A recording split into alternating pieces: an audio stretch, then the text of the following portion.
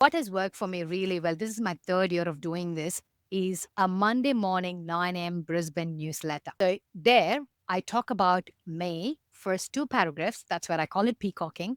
But I share the good, bad, and ugly. I share everything that I've done. So I'll tell them this week what happened, how my week went, what worked, what didn't work. And I kind of non-salesily, I would pitch something in between.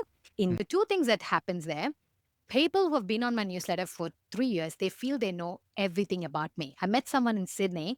I've never met her in person, but somehow she was in my newsletter, and she said she's got so much value out of the newsletter, and she called it a ritual.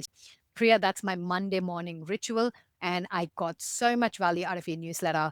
And you do some incredible work. And she had this massive respect and the trust because she reads about my life every week. So that touch point where you talk about yourself builds trust. And when you say, hey, did you know we onboarded a client, a pizza restaurant in Vinham that was, had just one time diners, and we turned them with a simple QR code and they got 30% more increase that weekend. So then it makes the restaurant owners or somebody who knows restaurant to think and reach out to me. So always having that switch, what's in it for them? I'm that, I'm this, but what do they get from reading my newsletter?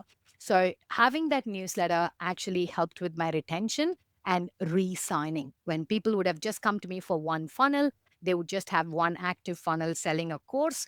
But then when they learn about AI, they're like, oh, Priya, how can I use that AI to book appointments for my business? So that multiple touch point without being salesy, where they get my life updates, but eventually psychologically triggers them to reach out to me for an upsell themselves.